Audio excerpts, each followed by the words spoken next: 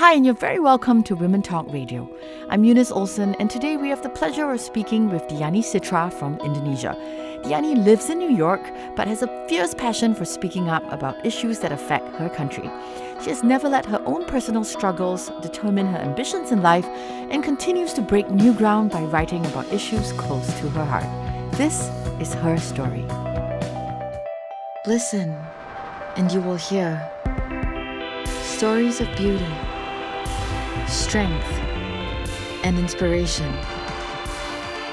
Let's talk Women Talk. So firstly, why do you want to study journalism so badly? My father, who passed away, he worked for Indonesian Public Broadcasting Service, TVRI, which actually at that time it was a state TV, very much run by the government. But he was very much disappointed about what TVRI was because it was very much at that time, the mouthpiece for the government.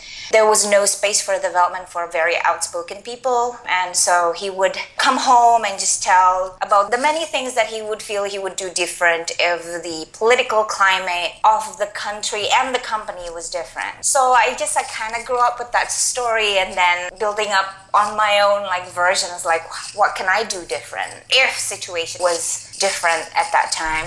Sorry that you have to experience the loss of your father at such a very, very young age. How did that point, how did that affect? Because you think you lost your mom and your dad? Yes, my mom first and then my dad. We had a car crash when I was 16. My mom apparently died on scene. My dad passed away about a year and a half later from colon cancer. How do you kind of manage just so spectacular, where you are today and just having to not have that support, I think ever since you were 17? Well, actually studying and working was at first a coping mechanism. So, in that way, I don't really have to think about that I'm lonely, or I didn't have to think about that I didn't have a support system, or I don't have my parents, or that at that time we were in a serious financial problem, I just thought okay, this is what life is. You just kind of cope, you make money, and then you move on with your day, and then it's just kind of like that. And then what changed? A professor in undergrad. His name is Dr. Adi Armando. He's a professor who teaches policy in my undergraduate. I was very sick because I had a growth in my nasal cavity, but because I didn't have money, so he actually was the one who sort of rescued me. He took me to hospitals, paid for it, wow. Campaign for it, and ask money from other professors to pay for my surgery. I guess he was the one who changed me a lot. That was, I would think, when life starts to get really better for me. He was the one who introduced me to my first ever assistantship job. I was assistant to a Fulbright scholar who then gave me a recommendation when I applied for my Fulbright scholar. So he was the it. When did you come to the US? Late 2008, in September. I got back from Fulbright in 2007. Because Fulbright, you apply for the scholarship first and then you apply for the school. I applied to New York University. Turns out I did get to NYU. NYU was too expensive for Fulbright funding.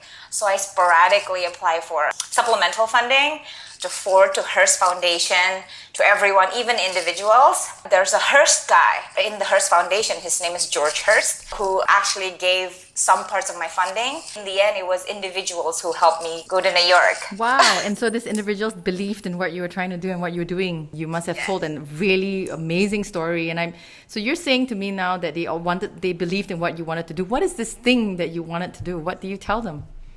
My story is like a woman going to school without any family support from Indonesia. I told them that I've learned journalism in undergraduate, and I've done it for about 4.5 years at that time. And I said I just wanted to learn more. And I feel the Indonesian context is I'm ready to move forward from that, learning journalism in a more free environment, kind of like moving forward. You really, obviously, are very passionate about, we've read so many things, a couple of things on you about, I guess also just writing, to to express yourself, and now also believing so much in the freedom of expression. And why do you think this is important for you and also important for you as an Indonesian? I feel like it's because like Indonesia, it's a country with many cultural rules or a lot of political rules that prevents a lot of people who are actually entitled to have their perspective to be represented unable to say. There's a lot of suppressed minority. And one of the things is a lot of the people who actually gets to talk are not qualified or incompetent or doesn't have very good intentions about what they're saying. Actually, like a lot of the time when I'm pushing for something to be heard, I didn't have a bigger goal that came to mind. It's more like kind of a visceral reaction than it is a part of a bigger goal of activism. Diani's journey to pursue her passion in journalism is a testament to the powerful impact an individual's actions can have on others. We will hear more about her perspective on Indonesian society after the break. Welcome back to Her Story. We are speaking with Diani Citra, an Indonesian journalist currently living in New York but very passionate about her country. I asked her how it's like for Indonesian women working in fields traditionally dominated by men.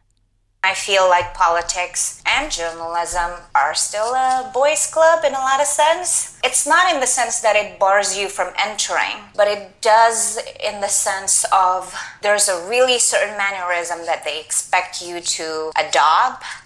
In journalism and in politics, this is a field that expects pushback, but when the pushback comes from a woman, they expect a certain way of deliverance, right. Which is a lot of degrees of mannerism that you don't expect from a guy. I mean, you talked about like the women's movement changing and all that. How do you see it changing, and how has it been like in the past 5 years? Or at least the past 7 years since you went to the US? I guess like there's more women being involved in the field of work that was mainly, of course, men. I remember when I was a part of a lot of these used to be mailing lists when I was in college, not yet, group chat. And it was very few women. And a lot of women are still like, they don't actively chime in the discussion, even though that they are working journalists, but they're not very much active a part in the conversation. But like right now, I think like they are as much as women as men in these group chats or in these talks, they're equally outspoken. They're probably already doing this even before 5 years ago, but I feel like the climate is just so much more welcoming for a woman to be... very outspoken. Yeah, very outspoken, and be kind of like, tooting your own horn about your work. I feel women has been made uncomfortable about, being proud and kind of like selling themselves about this is what I do outside of the domestic realm. Do you still want to work? I mean, because you were involved a little bit in the women empowerment ministry, would you still want to be able to, kind of work in that area? Yes, but as an implied cause. I feel all women who are working outside of the domestic area are doing that work, whether they know it or not, Absolutely. Right. I don't want women to be valued about their work on just women's rights and issue, but the fact that is we are equal counterpart to men, and we can talk about technology, law, policy, religion as much as men, and our voice should be heard. And I feel that this is my part of doing that.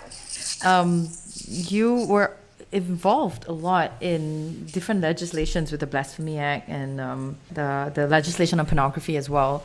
Right. And why was it important for you to, to kind of get involved in kind of the drafting of the legislation or, requesting for a review as a journalist? Even though I failed so many times, but for some reason I believe in the power of the law or policy. And also because I think at that time, and which I still do feel now, like a lot of the writings didn't really create anything tangible or immediate. You write about criticizing so many things 100 times and it just becomes another article in the pile. It never create anything for society or then just get left behind. So I just felt that if I wanted to do any meaningful change that affects a lot of people, I actually thought policy or law was the way. You obviously, are, really expressive and also very passionate. I think that's the word, rather than maybe a lot of people mistake it as anger, but I see it more as like very passionate about your country. And even though with the limitations or so-called limitations that you have, like you talked about expressing yourself as a woman, how do you think that studying journalism in the US will empower you back home when you become a journalist back in Indonesia? I can bring about a different perspective. When your politics is so much muddled with the back and pulling of the domestic politics, it's very difficult to kind of break out of it. So I feel that, and not just me, everyone who pays attention to what's going on outside of the world, it kind of gives the perspective, dude, stop worrying about these Chinese issues. Look what the rest of the world is doing. Like we are left behind on so many things, What kind of a journalist do you want to be? The journalist that can write, bring about the issues that would create further conversations. It's about principle underlining things, I guess, about our way of life, Indonesian way of life. It's really nice, because you're so young and so accomplished and very passionate about your country. And what are your hopes and dreams for Indonesia? I want Indonesia to be just a little bit more open-minded about basic things. And the only way to do about it is start talking. Have a fight about it. Not killing each other, but like have a heated argument about it and not shutting down each other. What is your message for young Indonesians? I feel like if you get out of your comfort zone, take up unlikely cause to push forward in life, you could actually expand your horizon, I guess. Where does this motivation of yours to just push through, difficulty and break glass ceilings all the time and just be so kind of passionate about your work, where does this motivation that you have come from? I think I didn't always have this, but I think those period of hardship, losing my parents and getting sick, and I think being alone a lot kind of just give me that mentality, if you're not going to do it, no one is going to do it for you. And especially being a woman.